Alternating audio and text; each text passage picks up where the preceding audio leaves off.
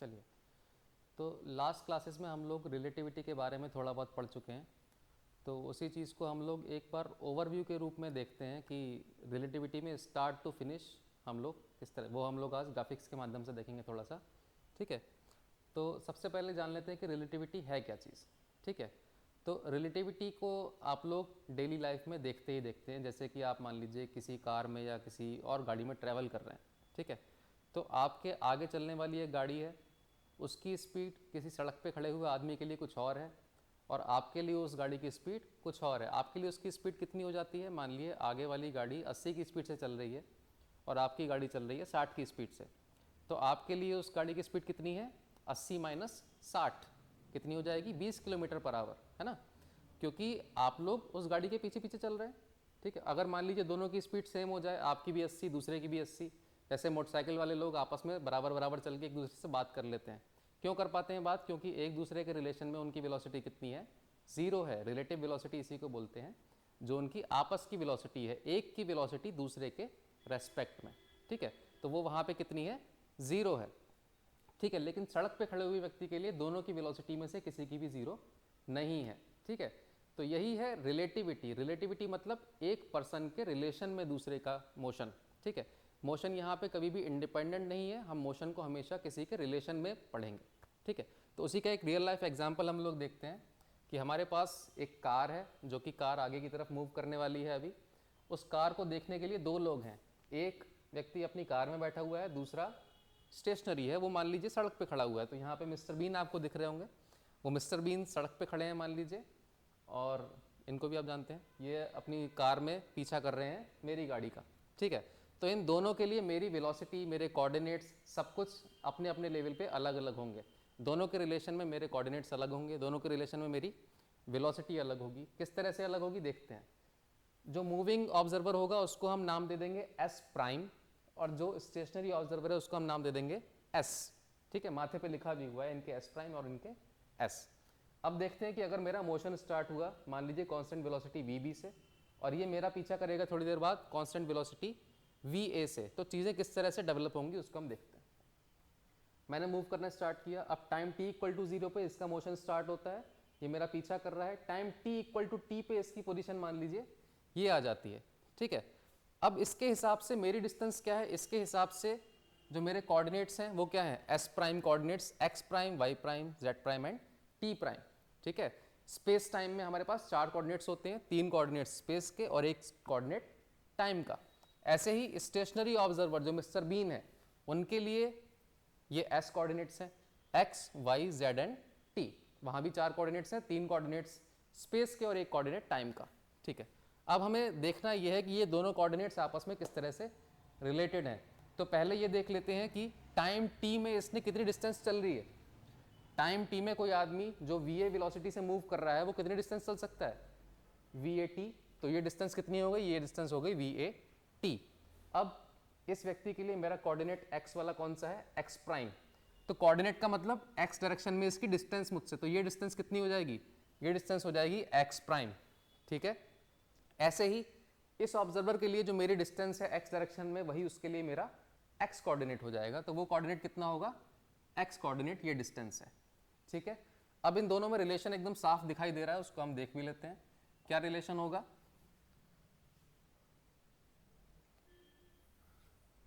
Relation कुछ ऐसा दिखाई देगा, x is equal to x prime plus v a t. ठीक है, ये रिलेशन हमें साफ साफ दिखाई दे रहा है, x is equal to v a t plus x prime. तो यहां से x प्राइम को हम कैसे लिख सकते हैं, x prime is equal to x minus v a t. ठीक है, तो x कोऑर्डिनेट दोनों के एक दूसरे से कैसे रिलेट कर रहे हैं, x प्राइम और x minus v a T हो गया। अब y प्राइम, वाई डायरेक्शन कौन सी है, अपवर्ड डायरेक्शन को मैंने यहाँ पे वाई डायरेक्शन माना है। तो वाई डायरेक्शन में मेरे कोऑर्डिनेट्स दोनों के लिए सेम है, क्योंकि ये डिस्टेंस दोनों के लिए सेम है, ये जो हाइट है मेरी जमीन से मेरी हाइट दोनों के लिए सेम है। So Y prime is equal to Y हो गया। ऐसे ही जेड कोऑर्डिनेट, ये जो डायरेक्शन है ये कौन सा कोऑर्डिनेट है, जेड कोऑर्डिनेट। ठीक है, तो ये क्या हो जाएगा, ये भी दोनों के लिए सेम है, क्योंकि मैं इसी सड़क पे जा रहा हूँ, मैं किसी और सड़क पे नहीं जा रहा, दोनों ऑब्जर्वर के लिए। So Z prime is equal to Z. अब बात आती है चौथे कोऑर्डिनेट टाइम की। तो टाइम वाला जो कोऑर्डिनेट है वो दोनों के लिए अलग अलग होगा या सेम होगा? इस चीज़ का आंसर क्या है? न्यूटोनियन मैकेनिक्स में time is absolute. Absolute time का मतलब क्या है? एब्सोल्यूट का मतलब है कि टाइम सारे ऑब्जर्वर्स के लिए सेम स्पीड से चलेगा इररेस्पेक्टिव ऑफ देयर वेलोसिटीज और मोशन और देयर फ्रेम ऑफ रेफरेंस। ठीक है, हर ऑब्जर्वर के लिए टाइम की स्पीड सेम है। जैसे कि यूनिवर्स में कहीं पे कोई एक बड़ी सी घड़ी लगी हो और वो एक ही स्पीड से चल रही हो, tick tock tick tock tick tock, सब उसको देखेंगे तो उनको टाइम की स्पीड एक ही दिखाई देगी। ठीक है, तो न्यूटोनियन मैकेनिक्स में टाइम की कुछ ऐसी पिक्चर होती है। तो उस हिसाब से t prime is always equal to t. यहाँ पे टी प्राइम ये आदमी देख रहा है, ये आदमी जब इस घड़ी को देखता है तो उसको टाइम दिखाई देता है, उसको बोलता है टी प्राइम। जब ये आदमी इस घड़ी को देखेगा, घड़ी एक ही है, घड़ी दो अलग अलग नहीं है, इस घड़ी को जब ये बंदा देखेगा तो बोलेगा टाइम टी प्राइम, जब ये बंदा इस घड़ी को देखेगा तो बोलेगा टाइम टी।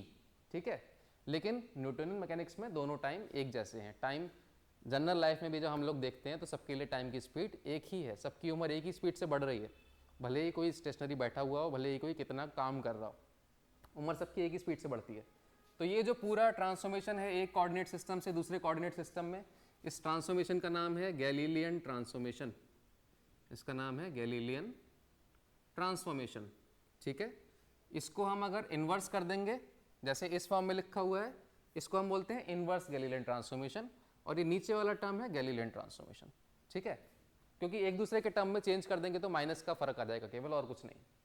ठीक है, अगर यहीं से हम वेलोसिटी ट्रांसफॉर्मेशन निकालना चाहें तो केवल टाइम डेरिवेटिव लेना होगा, dx prime over dt prime is equal to dx over dt prime minus va dt over dt prime. अब t equal to t prime है तो सीधे सीधे क्या मिल जाएगा? vx prime is equal to vx minus va।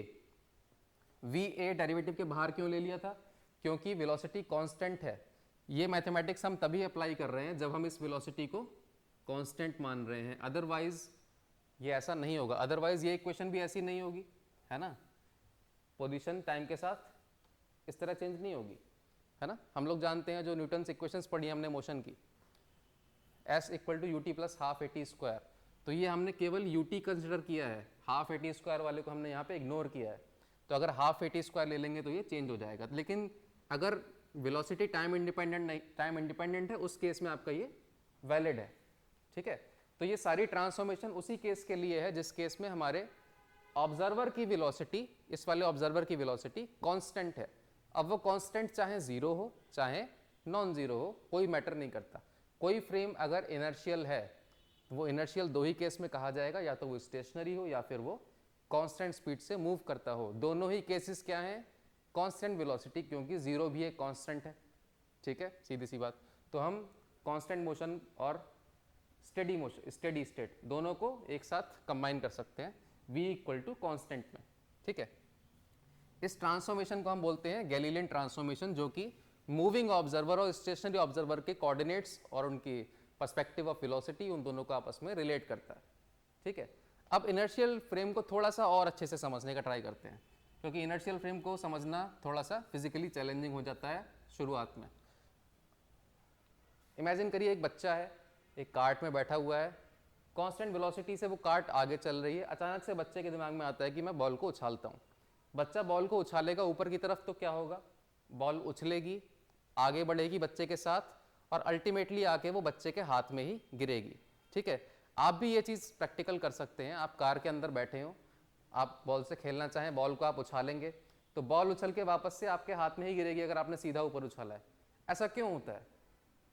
ऐसा होने की वजह ये है कि आप दोनों के दोनों एक इनर्शियल फ्रेम में हैं, और इनर्शियल फ्रेम में वेलोसिटीज कांस्टेंट रहती हैं। ठीक है, जितनी हॉरिजॉन्टल वेलोसिटी बच्चे के पास थी उतनी ही हॉरिजॉन्टल वेलोसिटीज बॉल के पास भी है। तो हॉरिजॉन्टल डिस्प्लेसमेंट इस बच्चे के रेस्पेक्ट में बॉल का कभी नहीं होने वाला जब तक बच्चा कांस्टेंट वेलोसिटी से मूव कर रहा है। बच्चा कितनी भी ऊंचाई तक बॉल को उछाल दे, बॉल हमेशा उसके हाथ में ही गिरेगी। ठीक है, neglecting the air resistance obviously. ठीक है, एयर रेसिस्टेंस को यहाँ पे हम थोड़ा सा नेग्लेक्ट कर रहे हैं। ठीक है, और वैसे भी स्मॉल वेलोसिटीज के लिए एयर रेजिस्टेंस नेग्लेजिबल है, क्योंकि वो वेलोसिटी पे डिपेंड करता है। जितनी ज़्यादा वेलोसिटी होगी उतना ही ज़्यादा एयर रेजिस्टेंस होगा। तो यहाँ पे नॉर्मल वेलोसिटीज़ में एयर रेजिस्टेंस का इतना कोई प्ले नहीं है। ठीक है, तो इस बच्चे के पर्सपेक्टिव से आप देखिए बॉल इस बच्चे के हिसाब से कहाँ गई, इस बच्चे के हिसाब से आप देखोगे तो बॉल सीधी ऊपर गई है और सीधी नीचे वापस आई है। लेकिन हमारे पर्सपेक्टिव में क्या है, हमारे पर्सपेक्टिव में बॉल एक पैराबोलिक पाथ पे चल के गई है। पैराबोलिक पाथ क्यों है? क्योंकि हमारे रेस्पेक्ट में बॉल के पास दो वेलोसिटीज हैं। पहली वेलोसिटी जो बच्चे ने उसको इधर की तरफ दी है अपने आप से, अपने मोशन की वजह से। दूसरी वेलोसिटी बच्चे ने जो फोर्सफुली उसको दी है, फोर्सफुली ऊपर की तरफ एक दी है, अपने आप से सामने की तरफ थी। जब भी दो वेलोसिटी के परपेंडिकुलर कंपोनेंट होते हैं तो मोशन का पाथ कैसा होता है? पैराबोलिक पाथ होता है। ये आपने 11th क्लास में अच्छे से पढ़ा हुआ है, प्रोजेक्टाइल मोशन जिसको कहते हैं। ठीक है, आप किसी चीज़ को फेंकोगे तो वो हमेशा पैराबोलिक पाथ पे जाएगा, जैसे आप बॉल फेंकते हैं। ठीक है, अब इसको थोड़ा और एक आध और एग्जाम्पल से समझते हैं। एक कार्ट यहाँ पे है, इस कार्ट के अंदर एक बुलेट है, इसको फायर करते हैं ऊपर तो लौट के वापस से उसी कार्ट के अंदर गिरती है। इसलिए गिरती है क्योंकि कार्ट नॉर्मल स्पीड से आगे बढ़ रही थी, जो कि चेंज नहीं हो रही है, टाइम के साथ चेंज नहीं हो रही है, उस स्पीड से आगे बढ़ रही थी। अब यहाँ पे देखने में लग रहा है कि कार्ट स्लो डाउन हो जाती है। एक्चुअल फुटेज को स्लो डाउन किया गया है इसलिए स्लो डाउन लग रही है, एक्सपेरिमेंट में ये स्पीड आपकी कांस्टेंट है। ठीक है, वीडियो को ही यहाँ पे स्लो डाउन किया गया है जिससे थोड़ा सा इलस्ट्रेट कर सकें, ऐसा नहीं कि कार्ट स्लो डाउन हो रही है। तो कांस्टेंट वेलोसिटी में जब आप किसी बुलेट को ऊपर फायर करेंगे तो वो वापस से वहीं पे गिरेगी। ठीक है, इस एग्जाम्पल को भी देख लीजिए। यहाँ पे एक ट्रैम्पोलिन पे कूद रहे हैं ये लोग चलती हुई कार में, तो चलते हुए ट्रक में जब ये लोग कूद रहे हैं तो वापस से हर बार अपनी उसी जगह पे गिर रहे हैं। क्यों गिर रहे हैं? क्योंकि ट्रक उसी कांस्टेंट वेलोसिटी से आगे बढ़ रहा है, उसकी वेलोसिटी चेंज ही नहीं हो रही है। जब ये ऊपर जा रहे हैं तो वो उनमें उतनी वेलोसिटी मेंटेन रहती है क्योंकि उसके अपोजिट कोई भी फोर्स नहीं लग रहा है। और न्यूटन्स फर्स्ट लॉ है, लॉ ऑफ इनर्शिया, कि मोशन वैसा का वैसा बना रहेगा जब तक उसे अपोज करने के लिए कोई भी फोर्स ना हो। ठीक है, तो वही यहाँ पे सीधे सीधे लागू होता है। अब अगर आपका फ्रेम बजाय कांस्टेंट वेलोसिटी के एक्सेलरेट करने लग जाए, उस केस में क्या होगा? इमेजिन करिए आप दिल्ली मेट्रो में हैं या किसी भी मेट्रो में हैं, आप हैंगर पकड़ के खड़े हुए हैं। ठीक है, उसको पकड़ के खड़े हैं, जैसे ही ट्रेन आगे बढ़ती है तो क्या होता है, हमें झटका लगता है पीछे की तरफ, हम पीछे की तरफ झूलने लगते हैं और हैंगर ऐसे करके एक एंगल बनाता है। वही एंगल यहाँ पे मैंने इसको दिया है थीटा। उस एंगल के बनने की वजह क्या है? उसके बनने की वजह ये है कि जब भी कोई ऑब्जेक्ट किसी इनर्शियल फ्रेम को बदल के नॉन इनर्शियल फ्रेम में आती है, जैसे ही कोई ऑब्जेक्ट नॉन इनर्शियल फ्रेम में होगी, उसी इंस्टेंट पे जितना एक्सेलरेशन उस फ्रेम का है उतना ही एक्सेलरेशन उस ऑब्जेक्ट को फील होगा जस्ट अपोजिट डायरेक्शन में। ठीक है, उतना ही एक्सेलरेशन उस ऑब्जेक्ट को फील होता है जस्ट ऑपोजिट डायरेक्शन में।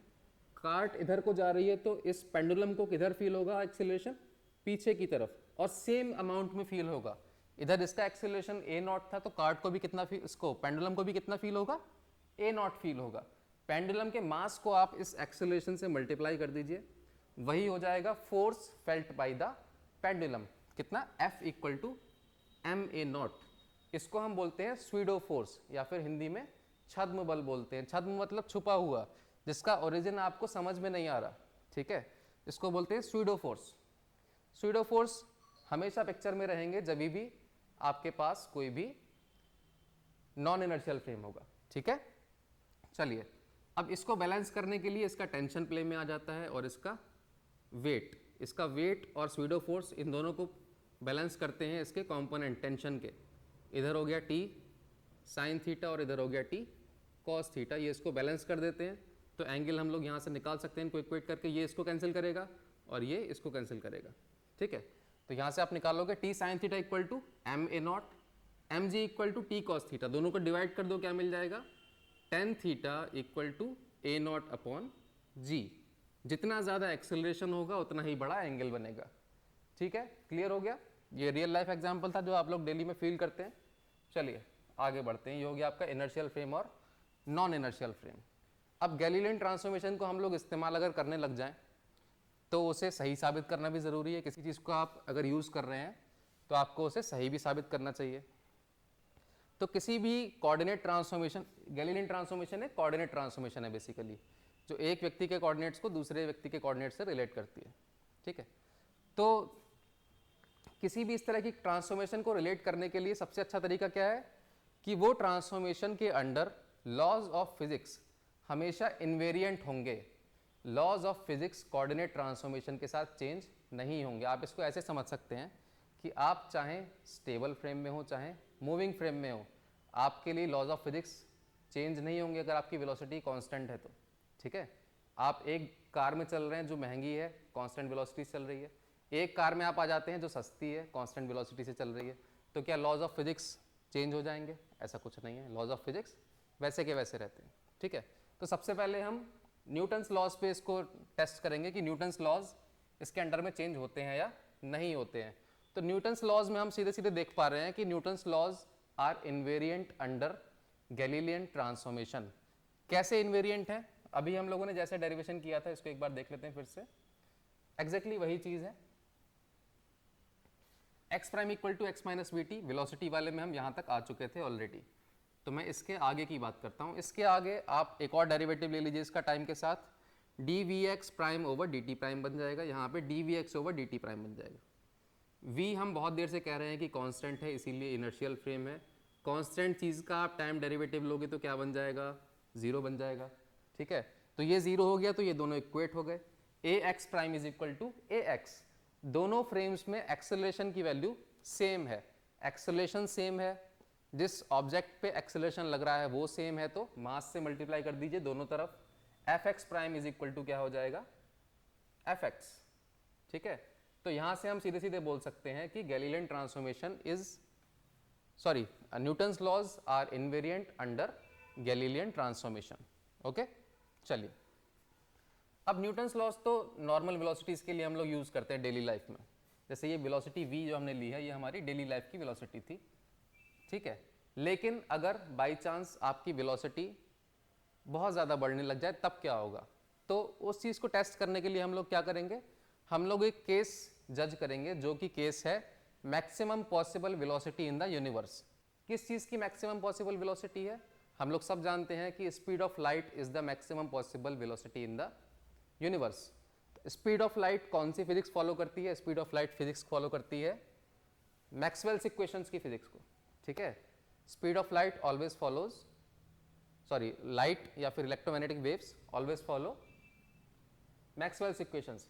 4 मैक्सवेल्स इक्वेशंस है हमारे पास, उनके ऊपर टेस्ट करेंगे कि अगर आपका गैलीलियन ट्रांसफॉर्मेशन काम कर गया तो आपका गैलीलियन ट्रांसफॉर्मेशन फिर हर चीज़ पे काम करेगा। जब मैक्सिमम वेलोसिटी के लिए काम कर रहा है तो इंटरमीडिएट वेलोसिटी के लिए वो ऑब्वियसली काम करेगा, ठीक है। तो ये हम लोग पहले चेक कर लेते हैं। 4 इक्वेशंस होती हैं, चारों के बारे में हम लोग जानते हैं। पहली इक्वेशन है गॉस लॉ, सेकंड है फैराडे लॉ। फैराडे लॉ आप जानते हैं, changing magnetic field creates electric field. एक कॉइल के पास में आप मैग्नेट लेके जाते हो तो उस कॉइल के अंदर ईएमएफ या फिर इलेक्ट्रिक फील्ड जनरेट होता है, वही यहाँ पे हो रहा है, changing magnetic field creates electric field, इसको बोलते हैं फैराडे लॉ। थर्ड है del dot b equal to 0। इसका कोई नाम नहीं है लेकिन इसका कंसिक्वेंस क्या है? कंसिक्वेंस इसका ये है कि magnetic monopole can not exist. इसका क्या मतलब है? आपके पास एक मैग्नेट है, बार मैग्नेट, उसको आपने बीच से तोड़ दिया तो एक तरफ नॉर्थ पोल है एक तरफ साउथ पोल है। क्या ऐसा होगा कि एक टुकड़ा नॉर्थ पोल कहलाएगा और एक टुकड़ा साउथ पोल कहलाएगा? ऐसा तो नहीं होता। दोनों मैग्नेट्स अलग अलग मैग्नेट की तरह ही बिहेव करती हैं। इधर वाली मैग्नेट का टुकड़ा उसमें एक साउथ पोल बन जाएगा और एक नॉर्थ पोल बन जाएगा, ऐसे ही दूसरी वाली में भी होगा, ठीक है। तो मैग्नेटिक मोनोपोल एग्जिस्ट नहीं करता। ऐसा कभी नहीं होगा कि आपके पास एक मैग्नेट है, आप बोलोगे कि ये साउथ पोल वाली मैग्नेट है मेरे पास, ऐसा कभी नहीं होता है, ठीक है। चलिए, तो ये उसी की वजह से होता है del dot b equal to 0। Last वाली इक्वेशन है del cross b equal to mu naught j plus mu naught epsilon naught del e over del t. अब आप लोग जानते हैं कि जो पहला पार्ट है वो तो एम्पियर्स लॉ है ना, पहला पार्ट सब लोग जानते हैं एम्पियर्स लॉ है, वो हम लोग 12th क्लास में पढ़ के आए हुए हैं। इतना पार्ट क्या है? एम्पियर्स लॉ, ठीक, ये आपने 12th क्लास में पढ़ा है। ये जो एक्स्ट्रा टर्म आई है ये है मॉडिफाइड एम्पियर्स लॉ इसको बोलते हैं, या फिर इस क्वांटिटी का केवल नाम है डिस्प्लेसमेंट करंट। अब ये क्यों आती है क्यों नहीं आती है ये हम लोग ईएमटी के कोर्स में पढ़ चुके हैं। जहाँ पे भी आपके फिजिकल गैप्स हैं सर्किट में, वहाँ की करंट को डिफाइन करने के लिए हम लोग डिस्प्लेसमेंट करंट को यूज करते हैं। जैसे कैपेसिटर प्लेट्स के बीच की करंट को हम क्या बोलते हैं? डिस्प्लेसमेंट करंट, ठीक है। तो उन सब चीज़ों से हमें फिलहाल कोई मतलब नहीं है। हम लोग देखते हैं कि अगर हमारा एक इलेक्ट्रिक फील्ड है जो कि ट्रैवल कर रहा है एक्स डायरेक्शन में टाइम के साथ, अगर उसको यूज करेंगे तो ये इक्वेशन मॉडिफाई हो जाएगी इस तरह से, ये इक्वेशन इस तरह मॉडिफाई हो जाएगी। फिर इस इक्वेशन पे हम लोग गैलीलियन ट्रांसफॉर्मेशन लगाएंगे। गैलीलियन ट्रांसफॉर्मेशन लगाने के बाद ये इक्वेशन कुछ इस तरह की बन जाती है, जो कि बननी चाहिए थी सिर्फ इतनी, बननी चाहिए थी सिर्फ इतनी, सारी क्वांटिटीज के ऊपर केवल प्राइम लग जाता। एस फ्रेम से जब एस प्राइम फ्रेम में आते तो सारी क्वांटिटीज के ऊपर केवल प्राइम लगना चाहिए था, लेकिन हमें ये इतनी टर्म एक्स्ट्रा मिल जाती है। ये जो एक्स्ट्रा टर्म मिल गया, इसी की वजह से हम लोग बोलते हैं कि Maxwell's equations are not invariant under Galilean transformation. Invariant तब कहलाते जब वैल्यू सेम रहती दोनों रेफरेंस फ्रेम्स में, एस फ्रेम में भी और एस प्राइम फ्रेम में। ठीक है, तो यहाँ पे आके जो है हमारी गैलीलियन ट्रांसफॉर्मेशन फेल कर जाती है। ठीक है, अब फेल कर गई तो फेल करने की कोई ना कोई वजह भी रही होगी, बेवजह तो कोई चीज़ फेल होती नहीं है। आप लोग भी एग्जाम में फेल होते हैं तो उसकी वजह क्या होती है कि आपने पढ़ाई नहीं की। ठीक है, तो बेवजह इस यूनिवर्स में कोई भी चीज़ नहीं होती। इसकी वजह क्या हो सकती है? 3 एक्सप्लेनेशन है हमारे पास। पहला एक्सप्लेनेशन, मैक्सवेल इक्वेशन ही गलत है। बहुत बड़ा स्टेटमेंट हो गया, एरोगेंट स्टेटमेंट हो गया। आप वेल स्टेब्लिश्ड फिजिक्स लॉज को ऐसे डिनाई कैसे कर दोगे कि सीधे सीधे आपने बोल दिया मैक्सवेल्स इक्वेशंस ही गलत हैं। तो ये बहुत ही एक्सट्रीम अप्रोच हो गई, इसको गलत साबित करना पॉसिबल नहीं है। फिलहाल आसान नहीं कहना सही है साइंस की लैंग्वेज में, पॉसिबल भले ही कभी फ्यूचर में आपके लिए हो, लेकिन फिलहाल ऐसा नहीं है कि आप मैक्सवेल इक्वेशन को गलत कह सकें। बहुत एक्सट्रीम अप्रोच है, तो इसको छोड़ देते हैं। सेकंड ऑप्शन पे आते हैं। सेकंड ऑप्शन क्या कहता है? मैक्सवेल्स इक्वेशन सही है, लेकिन केवल किसी एक ही रेफरेंस फ्रेम में सही है। उस रेफरेंस फ्रेम को आपने नाम दे दिया ईथर। हमने इमेजिन किया कि जो हमारा एम्प्टी स्पेस है यूनिवर्स में, उस एम्प्टी स्पेस को एक फ्लूइड टाइप की चीज़ फिल करती है, जिसको हमने नाम दे दिया इमेजिनरी ईथर। ठीक है, तो उस रेफरेंस फ्रेम में तो मैक्सवेल्स इक्वेशन सही है, लेकिन उसके अलावा गलत हो जाती हैं, तो उन्हें मॉडिफाई करने की ज़रूरत है। एक एक्सप्लेनेशन ये है। थर्ड एक्सप्लेनेशन क्या है कि मैक्सवेल इक्वेशन वगैरह सब कुछ सही है, जो गैलीलियन ट्रांसफॉर्मेशन हमने बनाया था वो ट्रांसफॉर्मेशन ही अपने आप में बेकार है, उसमें कोई ना कोई गलती है। तो हम लोग सेकंड और थर्ड पॉइंट को चेक कर लेंगे। फर्स्ट वाले की हमें ज़रूरत नहीं है चेक करने की, वो पॉसिबिलिटी है नहीं। सेकंड को चेक करेंगे, अगर सेकंड वाला सही है तो ये सही हो जाएगा, गलत है तो तीसरा अपने आप सही हो जाएगा। ठीक है, तो सबसे पहले हम सेकंड को चेक कर लेते हैं। सेकंड को चेक करने के लिए हमें एक इंस्ट्रूमेंट यूज़ करना पड़ेगा जिसका नाम है माइकलसन मोरले इंटरफेरोमीटर। ये बहुत ही एलिगेंट और बहुत ही प्रिसाइज इंस्ट्रूमेंट है। आप लोग कभी अगर एमएससी लैब में जाएंगे और इस इंस्ट्रूमेंट को यूज़ करेंगे तो आप देखेंगे कि कितना प्रिसाइज है। ठीक है, इसमें बेसिकली है क्या, एक आपके पास लाइट सोर्स रहता है, बल्ब नहीं होता है, बेसिकली मोनोक्रोमेटिक सोर्स होता है। एनिमेशन में मुझे जो बना मिला वो मैंने बना दिया है। बल्ब नहीं होता है, वहाँ पे लेज़र सोर्स होगा या फिर और कोई मोनोक्रोमेटिक सोर्स होगा। ठीक है, बल्ब हमारे जो है मोनोक्रोमेटिक नहीं होते हैं। अगर मोनोक्रोमेटिक नहीं होंगे तो कोहेरेंस भी नहीं मिलेगा और इंटरफेरेंस भी नहीं होगा। तो जो हमारी लाइट है वो बेसिकली बीम स्प्लिटर से 2 पार्ट्स में डिवाइड हो जाती है। आपको मालूम होगा आपके घर में जो खिड़कियों के कांच होते हैं वो भी बीम स्प्लिटर की तरह काम करते हैं। आप खिड़की के उस तरफ भी देख सकते हो और रिफ्लेक्शन भी आपको दिखाई देता है खिड़की में। ठीक है, तो वैसा ही कुछ ये वाला कांच है, लाइट को आधा इधर भेज रहा है और आधा इधर भेज रहा है। वापस आती है लाइट, फिर से वापस वही चीज़ होती है और दोनों बीम्स इधर की तरफ आती हैं और उनमें इंटरफेरेंस होता है। इंटरफेरेंस की वजह से डिस्ट्रक्टिव और कंस्ट्रक्टिव इंटरफेरेंस होगा अलग अलग प्लेसेस पे, क्योंकि फेज डिफरेंस कांस्टेंट है। फेज डिफरेंस वेरी होने की कोई वजह भी नहीं है, अलग अलग प्लेसेस पे वो कांस्टेंट है। उस वजह से आपका कंस्ट्रक्टिव और डिस्ट्रक्टिव इंटरफेरेंस होगा अलग अलग जगह पे और आपको फ्रिंजेस दिखाई देंगी। अगर दोनों मिरर्स ये वाला और ये वाला एकदम परपेंडिकुलर हैं एक दूसरे के, उस केस में क्या होगा, उस केस में आपको फ्रिंजेस सर्कुलर दिखाई देंगी। लेकिन अगर थोड़ा सा टिल्ट है आपस में, इनमें इस तरह से थोड़ा भी एक दूसरे से टिल्टेड है, उस केस में एक थिन फिल्म बन जाती है एयर की दोनों के बीच में, और आपकी जो फ्रिंजेस हैं वो सर्कुलर ना बन के लीनियर बनती हैं। ठीक है, तो उस केस से हमें मतलब नहीं है, हम सर्कुलर फ्रिंजेस की बात करेंगे। तो अगर ईथर एग्जिस्ट करता है, ठीक है, अगर ईथर एग्जिस्ट करता है तो क्या होगा, देखते हैं आगे। अगर ईथर एग्जिस्ट करता है तो वो स्पेस में कुछ इस तरह से भरा हुआ होगा, जैसे यहाँ पे आपको भरा हुआ दिख रहा है ईथर। उस ईथर के अंदर हमारी अर्थ जो है वो सन के अराउंड रोटेट करेगी। अब जैसे आप पानी के अंदर घूमते हैं तो पानी की आपको एक ड्रिफ्ट फील होती है अपने पीछे की तरफ, वही यहाँ पे सारी ऑब्जेक्ट्स को फील होगा। अर्थ के ऊपर जो भी चीज़ है उसको एक ईथर विंड फील होगी। जैसे आप पानी के अंदर मूव करें तो आपको पानी पीछे जाता मूव फील होगा, ऐसे ही अर्थ के हर ऑब्जर्वर को, हर चीज़ को एक ईथर विंड अपोजिट डायरेक्शन में फील होगी। तो वही यहाँ पे दिखाया गया है। पूरा इंस्ट्रूमेंट आप मान लीजिए इस डायरेक्शन में मूव हो रहा है, या फिर दूसरा चीज़ इधर की तरफ एक ईथर विंड चल रही है। ठीक है। उस केस में क्या होगा, उस केस में जो हॉरिजॉन्टल लाइन है उस पे ईथर का इफेक्ट पड़ेगा, इस वाले पे ईथर का इफेक्ट नहीं पड़ेगा क्योंकि उसकी वेलोसिटी उसके परपेंडिकुलर है। इस वाली लाइट पे उसका फर्क पड़ेगा, जाते समय उसकी वेलोसिटी में, लाइट की वेलोसिटी में वो ईथर की वेलोसिटी ऐड हो जाएगी c प्लस वी, वापस आते समय c माइनस वी। ऐसा क्यों हो रहा है? ऐसा इसलिए हो रहा है क्योंकि ईथर यहाँ पे एक मीडियम बन गया।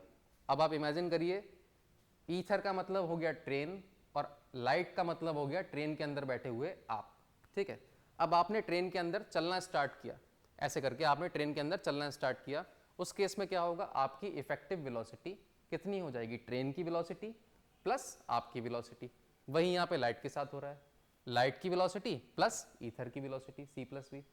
अपोजिट आते पे जब वो रिफ्लेक्ट होके यहाँ से वापस जाएगी तो उल्टा हो जाएगा।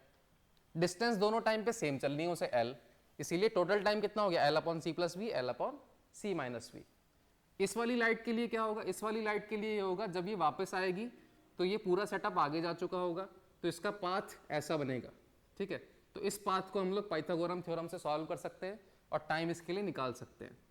अब दोनों बीम्स के बीच में टाइम डिफरेंस आ गया, ये वाला टाइम माइनस ये वाला टाइम, तो टाइम डिफरेंस को हम रिलेट कर देंगे फेज डिफरेंस से और वहां से हमें फ्रिंजेस बनती हुई दिखाई देंगी जो पहले वाली फ्रिंजेस से थोड़ी सी शिफ्टेड होंगी। बिना मोशन के फ्रिंजेस ऐसी बन रही थी, अब की बार जो फ्रिंजेस बनेंगी वो थोड़ा सा शिफ्ट हो जाएंगी क्योंकि आपका फेज डिफरेंस चेंज हो गया है इस मोशन की वजह से, ठीक है। ये एक्स्ट्रा फेज डिफरेंस है। इंस्ट्रूमेंट में जो फेज डिफरेंस पहले से था उसमें ये वाला फेज डिफरेंस आप ऐड कर दोगे, फेज डिफरेंस चेंज हुआ तो फ्रिंजेस की लोकेशन भी चेंज हो गई। अब आगे देखते हैं, जब तक फेज डिफरेंस कांस्टेंट रहता है तब तक फ्रिंजेस आपकी स्टेशनरी रहेंगी, ठीक है। इस केस में भी जब तक आप ईथर विंड को कंसीडर कर रहे हो केवल, तब तक फेज डिफरेंस तो आपका कांस्टेंट है, भले ही चेंज होके कांस्टेंट हुआ है। पहले आप देखोगे कि यहाँ पे अलग तरह का था फेज डिफरेंस, यहाँ पे अलग तरह का है, लेकिन टाइम के साथ कांस्टेंट है, टाइम के साथ वो वेरी नहीं कर रहा है, इसीलिए आपकी फ्रिंजेस स्टेशनरी हैं। अब अगर मेरे दिमाग में आया कि मैं इस इंस्ट्रूमेंट को 90 डिग्री घुमाना स्टार्ट कर दूं, 90 डिग्री घुमाने से क्या होगा, जो ईथर के परपेंडिकुलर था वो पैरेलल आने लगेगा और जो पैरेलल था वो परपेंडिकुलर जाने लगेगा, तो फेज डिफरेंस कंटिन्यूअसली चेंज होगा। कंटिन्यूअसली चेंजिंग फेज डिफरेंस आपके फ्रिंजेस को भी कंटिन्यूअसली चेंज करेगा या फिर शिफ्ट करेगा। तो आप यहाँ पे देखोगे कि आपकी फ्रिंजेस जो हैं वो बाहर की तरफ शिफ्ट हो रही हैं, ठीक है। लेकिन ऐसा हुआ कुछ नहीं जब ये एक्सपेरिमेंट किया गया, सब मुंगेरी लाल के सपने निकल के आए और ऐसा कुछ भी हमें देखने को नहीं मिला, ऐसा कोई शिफ्ट हमें नहीं मिला, फ्रिंजेस जैसी थी वैसी की वैसी बनी रही इस रोटेशन के बावजूद, ठीक है। तो इस सिंपल से एक्सपेरिमेंट ने ईथर की पॉसिबिलिटी को डिनाई कर दिया कि ईथर जैसी कोई चीज़ एग्जिस्ट नहीं करती है, ये एक इमेजिनरी आइडिया था, ठीक है।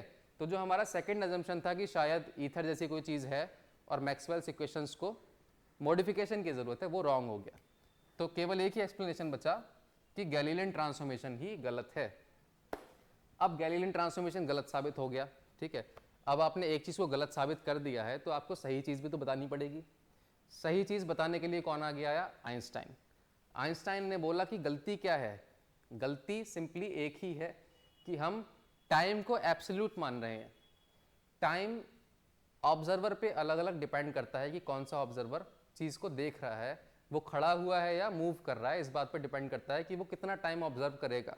ऐसा नहीं है कि यूनिवर्स में कहीं पे कोई एक घड़ी लगी हुई है और वो एक ही स्पीड से सबके लिए चल रही है, ठीक है। बहुत ही बेसिक सा सिंपल आइडिया है लेकिन बहुत ही ब्यूटीफुल आइडिया है, एलिगेंट आइडिया है, ठीक है। तो आइंस्टाइन ने बेसिकली दो एजम्पशंस पे, एक तो time is not absolute, time is subjective, दूसरा speed of light. Speed of light एक नेचुरल कांस्टेंट है, सारी यूनिवर्स में सबसे जो हाईएस्ट पॉसिबल स्पीड है वो क्या है, speed of light. Speed of light से ज़्यादा यूनिवर्स में किसी भी चीज़ की स्पीड पॉसिबल नहीं है। तो इस चीज़ को भी आइंस्टाइन ने पिक्चर में लिया और उसके बेसिस पे दो उसने पॉस्टुलेट्स दिए अपने। पहला पॉस्टुलेट क्या कहता है, पहला पॉस्टुलेट कहता है कि laws of physics are same for all inertial observers. जो भी ऑब्जर्वर इनर्शियल फ्रेम में है उसके लिए लॉज ऑफ फिजिक्स सबके आपस में सेम होंगे। अगर दो ऑब्जर्वर्स अलग अलग इनर्शियल फ्रेम में हैं तो दोनों के लिए लॉज ऑफ फिजिक्स सेम होंगे। ये हम डिस्कस कर चुके हैं अभी जब हम इनर्शियल फ्रेम पढ़ रहे थे, है ना, एग्जाम्पल से, हम लोगों ने बॉल वाला एग्जाम्पल से देखा था। जब भी आप इनर्शियल फ्रेम में हैं आप ये नहीं बता पाएंगे कि आप मूव कर भी रहे हैं या नहीं कर रहे हैं जब तक आपको कोई थर्ड पर्सपेक्टिव ना मिल जाए। इमेजिन करिए कि आप एक प्लेन के अंदर बैठे हुए हैं, प्लेन की विंडोज़ ब्लैक करी हुई हैं, बाहर नहीं देख सकते आप, कोई टर्बुलेंस नहीं है, प्लेन एकदम स्मूथली नॉर्मल कांस्टेंट स्पीड से जा रहा है।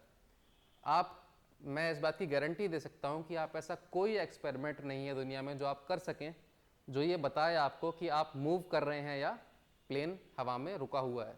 ऐसा कोई एक्सपेरिमेंट आप नहीं कर सकते जिससे आप बता सकें कि प्लेन मूविंग है या रुका हुआ है। जब तक प्लेन एक्सेलरेट ना हो, आपको आगे या पीछे की तरफ झटका ना लगे, जब तक प्लेन का फ्रेम नॉन इनर्शियल ना हो जाए, आप बाहर देखे बिना ये नहीं बता पाओगे किसी भी एक्सपेरिमेंट से कि प्लेन खड़ा हुआ है या मूव कर रहा है। ठीक है, तो ये इस फर्स्ट लॉ का इम्प्लीकेशन है। ठीक, लॉ नहीं सॉरी पोस्टुलेट। सेकंड पोस्टुलेट क्या है? सेकंड पोस्टुलेट थोड़ा सा माइंड बॉगलिंग है, ये आपके दिमाग को थोड़ा सा डिस्टर्ब करेगा। एक यहाँ पे मिस्टेक हो गई है, स्पीड की जगह पे स्पीड लिखा हुआ है, उसको इग्नोर करिए। Speed of light in free space is same and equal to c for all inertial observers irrespective of their speeds. क्या मतलब है इस बात का? इस बात का मतलब ये है कि मैं किसी कार का पीछा करूं, चाहे मैं खड़े होकर उसे देखूं, उसकी स्पीड मेरे लिए उतनी की उतनी होगी। कैसे पॉसिबल है? ऐसा नहीं पॉसिबल है, लेकिन होता है। लाइट के लिए ऐसा ही होता है। आप चाहे लाइट की डायरेक्शन में जा रहे हो, चाहे लाइट के अपोजिट जा रहे हो, कितनी भी स्पीड से, आपके लिए लाइट की स्पीड फ्री स्पेस में हमेशा कितनी होगी? c। ठीक है, इसको एक एग्जांपल से समझते हैं तब अच्छे समझ में आएगा। एग्जांपल क्या है? सबसे अच्छा एग्जांपल है लाइट सोर्स का, सूरज। सूरज से हर डायरेक्शन में c स्पीड से लाइट निकल रही है फ्री स्पेस में। ठीक है, अब दो रॉकेट हैं, एक रॉकेट जा रहा है सूरज की तरफ, एक रॉकेट जा रहा है सूरज से दूर। कितनी स्पीड से जा रहे हैं? ये वाला रॉकेट भी आगे जा रहा है c/2 से, और ये वाला रॉकेट भी आगे जा रहा है c/2 से। ठीक है, दोनों रॉकेट्स की स्पीड कितनी है? c/2। एक जा रहा है सूरज की तरफ, एक जा रहा है सूरज से दूर। अब हमें ये पता लगाना है कि लाइट की स्पीड दोनों के लिए अलग अलग कितनी कितनी होगी। सिंपल मैथमेटिक्स ये बताता है कि इस रॉकेट के लिए लाइट की स्पीड हो जाएगी c/2 प्लस c। जैसे अपोजिट चलती हुई कारों की स्पीड ऐड होती है, वही वाला केस हो जाएगा। तो टोटल कितना हो गया? 3c/2। इसके लिए क्या हो गया? उल्टा, c/2 और लाइट की स्पीड c माइनस c/2, इसके लिए हो गया c/2।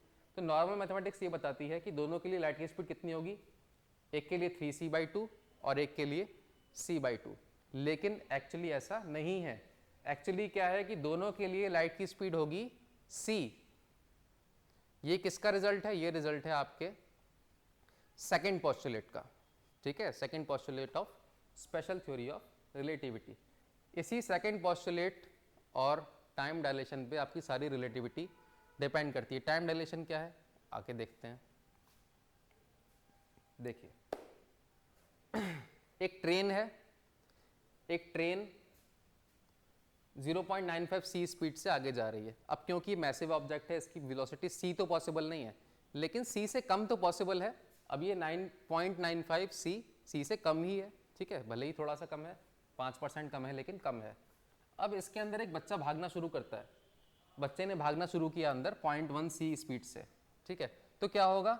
बच्चा ट्रेन के अंदर आगे बढ़ता जाएगा। ठीक है, आप देखोगे तो बच्चा पीछे से ट्रेन में आगे की तरफ जा रहा है भागता हुआ। बच्चे भागते हैं ट्रेन में, बस ये थोड़ा तेज है और तेज भाग रहा है। तो ये जो मिस्टर बीन खड़े हैं, इनको लगेगा कि ये बच्चा स्लो मोशन में मूव कर रहा है। देखो ये कह भी रहे हैं, why is this boy moving in slow motion. इनको दिखेगा कि बच्चा स्लो मोशन में मूव कर रहा है, ऐसे ऐसे करके, ऐसे स्लो मोशन में भागा जाता है। ठीक है, ऐसा क्यों हो रहा है? ऐसा होने की वजह मैं आपको बताता हूँ। ट्रेन की स्पीड है 0.95 c, बच्चे की स्पीड है 0.1 c। इनके रेस्पेक्ट में दोनों की स्पीड आप ऐड कर दो, वो क्या हो जाएगी? बच्चे की टोटल स्पीड। ठीक है, बच्चे की इफेक्टिव स्पीड क्या हो गई? 0.95 प्लस बच्चे की इफेक्टिव स्पीड हो गई 0.95 प्लस 0.1 c। टोटल कितना हो गया? 1.05 c। अब ये c से ज़्यादा हो गया कि नहीं हो गया? अब ये हो गया c से ज़्यादा, लेकिन नेचर मना कर रही है इस बात के लिए। नेचर बोलती है कि ऐसा पॉसिबल नहीं है। अब नेचर किसी भी हद तक जाएगी इस चीज़ को रोकने के लिए। तो वो क्या इसका सोल्यूशन है नेचर के पास? इसका सोल्यूशन ये है कि ऑब्जर्वर जो देख रहा है कि स्पीड c से ज़्यादा है इसकी, उस ऑब्जर्वर के रेस्पेक्ट में ये बेचारा स्लो मोशन में चलने लगेगा। उस ऑब्जर्वर के लिए इसके लिए टाइम स्लो हो जाएगा। नेचर के पास ये सोल्यूशन है इस प्रॉब्लम का। ठीक है, क्या सोल्यूशन है कि जिस ऑब्जर्वर के लिए इसकी स्पीड c से ज़्यादा है उसे लगेगा कि इसका टाइम स्लो चल रहा है, सीधे सीधे। ठीक है, तो इफेक्टिवली इसकी जो वेलोसिटी है वो c से नीचे आ जाएगी, इसीलिए ये बोल रहे हैं कि ये बच्चा स्लो मोशन में चल रहा है। अब ये भागेगा तो सही, लेकिन उतनी डिस्टेंस तय नहीं कर पाएगा, तो इसलिए इन्हें लगेगा कि इफेक्टिवली इसकी स्पीड c से नीचे आ गई है। ठीक है, तो इस तरह से फिजिक्स नेचर में काम करती है। ये क्या है, ये आपका इसके और सेकंड पोस्टुलेट के बेस पे ही पूरी आपकी रिलेटिविटी टिकी हुई है, इस बात पे और सेकंड पोस्टुलेट पे। ठीक है, तो क्या है वो मैथमेटिक्स जो डिफाइन करती है उस चीज़ को। गैलीलियन ट्रांसफॉर्मेशन को तो हमने गलत साबित कर दिया, अब उसको गलत साबित कर दिया तो कुछ सही भी तो होगा। जो सही है उसका नाम है लॉरेंट्ज ट्रांसफॉर्मेशन। ठीक है, लॉरेंट्ज ट्रांसफॉर्मेशन क्या है, हमने लिखा था x prime is equal to x minus v t, ये गैलीलियन में था। अब इसके डिवीजन में आ जाएगा 1 minus we square by C square. ये जो है v square by C square, ये टेक केयर करता है उस नेचुरल कांस्टेंट को, किसी भी चीज़ की वेलोसिटी c से ऊपर नहीं जानी चाहिए। ऐसे ही टाइम जो है, अब टाइम एब्सोल्यूट नहीं रह गया है, टाइम चीज़ के साथ वेरी कर रहा है, अगर वो मूव करेगी तो अलग होगा, स्टेशनरी होगी तो अलग होगा। टाइम इस तरह से अलग अलग ऑब्जर्वर के लिए अलग अलग हो जाएगा। ठीक है, इस पूरी मैथमेटिक्स का डेरिवेशन उसी एक सेकंड पोस्टुलेट के बेस पे हो रहा है। ठीक है, वो बहुत ही इंपॉर्टेंट पोस्टुलेट है, इसीलिए उसे समझना जरूरी है। इन दोनों को यूज करोगे आप तो वेलोसिटी क्या आ जाएगी, V x prime is equal to V X minus V upon under root 1 minus sorry under root नहीं, V X V by C square. ठीक है, ये आ गई वेलोसिटी एस प्राइम फ्रेम में। अगर एस फ्रेम में किसी की वेलोसिटी वी एक्स है तो एस प्राइम फ्रेम में उसकी वेलोसिटी कितनी हो जाएगी, वी एक्स प्राइम। जब एस प्राइम फ्रेम कितनी वेलोसिटी से मूव कर रहा है, वी वेलोसिटी से मूव कर रहा है उस केस में। ठीक है, तो ये टेक केयर करेगा इस बात को कि आपकी वेलोसिटी कभी भी लाइट की स्पीड से ज़्यादा ना हो। इसको ट्रांसफॉर्मेशन को हम लोग बोलते हैं लॉरेंट्ज ट्रांसफॉर्मेशन। ये पूरा ट्रांसफॉर्मेशन नहीं है, मैं अभी केवल आपको एक इंट्रोडक्शन दे रहा हूँ, बहुत ज़्यादा डीप में अभी मैं नहीं जा रहा क्योंकि ये इंट्रोडक्टरी कोर्स है अभी इस समय। ठीक है, तो इस लॉरेंट्ज ट्रांसफॉर्मेशन के बेस पे हम लोग आगे देखते हैं कि फिजिक्स किस तरह से काम करेगी। ठीक है, इमेजिन करिए दो सगे भाई अर्थ के ऊपर खड़े हैं। ठीक है, दोनों की शक्ल मेरे जैसी है, दोनों की उम्र कितनी है, 20 साल, दोनों की उम्र है 20 साल। अब क्या होता है, दोनों में लड़ाई हो जाती है, एक डिसाइड करता है कि मैं छोड़ के जा रहा हूँ, रॉकेट उठाता है और चल देता है। ठीक है, चला गया और उसके हिसाब से वो 10 साल बाद लौट के आया। 10 साल बाद लौट के आया तो उसकी उम्र कितनी हो गई, 30 साल। ये बोल रहा है कि जब मैं गया था मेरी उम्र थी 20 साल, अब मेरी उम्र कितनी हो गई, अब मेरी उम्र हो गई 30 साल। ठीक है, लेकिन दूसरे भाई साहब का कुछ और ही ख्याल है, वो क्या कह रहे हैं, ऐसा कैसे हो सकता है, तो मेरे भाई जुड़वा भाई हो, मेरी उम्र 36 साल है, तुम्हारी 30 कैसे हो गई, है ना। अब ऐसी डिस्पैरिटी क्यों आ रही है दोनों के ऑब्जर्वेशन में, ये आ रही है सिंपली टाइम डायलेशन की वजह से। टाइम डायलेशन आपकी इसी लॉरेंट्ज ट्रांसफॉर्मेशन का कंसिक्वेंस है। कैसे होता है टाइम डायलेशन, देखते हैं कि अलग अलग ऑब्जर्वर के लिए टाइम अलग अलग स्पीड से चल रहा है, कैसे हो रहा है ऐसा। इमेजिन करिए ये जब यहाँ से गया, ये जब यहाँ से चला तो इसने घड़ी में टाइम देखा t1 प्राइम। ठीक है, ये मूविंग ऑब्जर्वर था तो इसके लिए हमने बोल दिया t1 प्राइम। इसके लिए हो गया t1, घड़ी एक ही है, ये उस घड़ी को देख रहा है और ये भी उस घड़ी को देख रहा है। जब ये उस घड़ी को देखता है तो टाइम को बताता है t1 प्राइम, जब ये देखता है तो बताता है t1। t1 प्राइम और t1 आपस में रिलेटेड कैसे हैं, इस तरह से। यह inverse transformation v x1 upon c square divided by under root 1 minus we square by C square. ऐसे ही t2, जब ये लौट के आया तो टाइम क्या था, t2, तो लौट के आके टाइम देखा तो उसने बताया कि मेरी घड़ी में टाइम है t2 प्राइम, तो ये भाई दूसरे भाई ने बताया कि t2 टाइम है, v x2 upon c square. अब मान लीजिए टाइम डिफरेंस हो गया दोनों का t2 माइनस t1, तो टोटल टाइम टेकन ये हो गया t2 prime minus t1 prime. जो दूसरा चीज़ है ये आपस में कैंसिल हो जाएगी, क्यों, घड़ी की इनिशियल पोजीशन और फाइनल पोजीशन सेम है। घड़ी इनिशियली भी अर्थ पे उसी जगह पे थी और फाइनली भी उसी जगह पे आई है। So x1 is equal to x2, sorry prime था यहाँ पे, x1 prime and x2 prime, तो दोनों पोजीशंस जो है वो सेम है, इसीलिए ये वाली क्वांटिटी कैंसिल हो जाएगी, बचेगा क्या नीचे केवल। ठीक है, अब t2 prime minus t1 prime की वैल्यू क्या है, 10। ये गया था 10 साल के लिए अपनी घड़ी के हिसाब से। कितनी वेलोसिटी से गया था? 0.8 c। इसको लगा देते हैं नीचे, क्या बन जाएगा? 1 माइनस 0.8 का स्क्वायर, सी स्क्वायर से सी स्क्वायर कैंसिल। इसको सॉल्व करोगे आप तो क्या मिलेगा? 10 अपॉन अंडर रूट 1 माइनस 0.64, है ना। 8 का स्क्वायर क्या होगा? 0.8 का 0.64। 1 माइनस 0.64 क्या मिल गया? 0.36। 0.36 का स्क्वायर रूट क्या हो गया? 0.6। 10 upon 0.6, 10 upon 0.6 is equal to 16.67। ठीक है, तो इस ऑब्जर्वर को लगा कि ये 16.6 साल के लिए गया है, इसको लग रहा है कि ये 10 साल के लिए गया था। तो 16.6 को आप ऐड कर दीजिए, इसकी एज कितनी हो गई? 36.6। इसकी एज कितनी हो गई? 30। दोनों की एज अलग अलग है बायोलॉजिकली, और ये कोई ना जादू है ना टोना है, ठीक है। ये एक्चुअली उनकी बायोलॉजिकल एज इतनी ही है। इसकी एज इस समय है 36 साल और इसकी एज है 30 साल। रियल लाइफ में अगर कोई केपेबल है इतनी स्पीड अप्रोच करने का, अगर किसी के पास कैपेबिलिटी है इतनी स्पीड तक जाने की और वो 10 साल के लिए जाता है, तो एक्चुअली ऐसा होगा। ये कोई ना जादू है ना झूठ है, ठीक है। एक्चुअली इतना डिफरेंस आ जाएगा दोनों की एज में, ठीक है। अब इसको पैराडॉक्स नाम क्यों दे रहे हैं? पैराडॉक्स सिर्फ इस वजह से है क्योंकि आप बता नहीं सकते कि कौन मोशन में था कौन नहीं। अगर बता सकते हो तो पैराडॉक्स नहीं रहेगा। पैराडॉक्स केवल तब तक है जब तक आप ये ना बता पाओ कि दोनों में से मोशन में कौन है। अब मान लीजिए कि आपके पास रेफरेंस के लिए कोई थर्ड पॉइंट नहीं है, आपके पास केवल अर्थ है, रॉकेट है और ये दोनों भाई हैं। अब ये जब रॉकेट लेके जाता है, जब ये रॉकेट लेके जा रहा है, तो उस केस में आपको कैसे पता कि कौन आगे बढ़ा है? मान लीजिए ये रॉकेट लेके गया, ठीक है। अगर ऑब्जर्वेशन लेने के लिए कोई थर्ड पॉइंट नहीं है, उस केस में ये भी तो लग सकता है कि रॉकेट वहीं का वहीं था, रॉकेट वहीं का वहीं था, ये अर्थ को लेके कहीं चला गया, ये भी तो बोल सकते हैं, है ना। दोनों चीजें आपस में सही हैं, दोनों चीजें आपस में सही है। रिलेटिव वेलोसिटी में इस बात का मैटर बहुत कम करता है कि कौन एक्चुअली मोशन में था। जब तक उन्हें पता नहीं है तब तक वो नहीं बता सकते, जब तक थर्ड पॉइंट नहीं देखेंगे। या तो सूरज देख लो, यहाँ पे सूरज आप देख लोगे तब पता चल जाएगा, लेकिन जब तक आसमान में कोई थर्ड रेफरेंस पॉइंट नहीं है तब तक आप नहीं बता सकते कौन मोशन में था। तो उस टाइम पे मैथमेटिक्स बदल जाएगी। उस टाइम पे ये जाएगा 36 साल के लिए और ये जाएगा 30 साल के लिए, ठीक है। उल्टा हो जाएगा, इसकी ऑब्जर्वेशन रहेगी 36 साल, इसकी रहेगी 30 साल, ठीक है। तो अब बात ये आ जाएगी कि दोनों में से कौन सी बात सही है। इसीलिए इसका नाम है एक पैराडॉक्स। पैराडॉक्स को सॉल्व करने के बहुत सारे तरीके होते हैं, सबका अपना अपना एक्सप्लेनेशन होता है।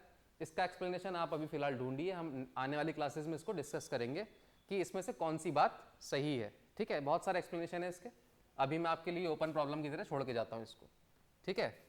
लास्ट हम लोग देखते हैं रिलेटिविस्टिक मास और रिलेटिविस्टिक एनर्जी को। रिलेटिविस्टिक मास बेसिकली, मास भी आपका टाइम के साथ चेंज हो रहा है अगर आपकी वेलोसिटी अलग है। पेन ले लेते हैं पीला, चमकेगा अलग से। m is equal to M naught, अभी मैं आपको इसका डेरिवेशन नहीं बता रहा हूँ क्योंकि अभी ये इंट्रोडक्शन है। m is equal to M naught upon under root 1 minus we square by C square. अगर आप मोशन में हो किसी के रेस्पेक्ट में तो उसको लगेगा कि आप भारी होते जा रहे हो, ठीक है। उसके हिसाब से आपका वजन बढ़ता जाएगा, ठीक। इसी तरह से आपका मोमेंटम है, p is equal to M naught v upon under root 1 minus we square by C square, ठीक है। मास चेंज हुआ, मोमेंटम भी चेंज हो गया। चलिए लास्ट क्या है? Relativistic energy. अब एनर्जी जो है वो निकालने का तरीका क्या होगा उसको हम थोड़ा डिटेल में देखेंगे, कैसे निकाल सकते हैं इसकी काइनेटिक एनर्जी। तो काइनेटिक एनर्जी बेसिकली होती है increment in kinetic energy is equal to work done on the object F dot d x.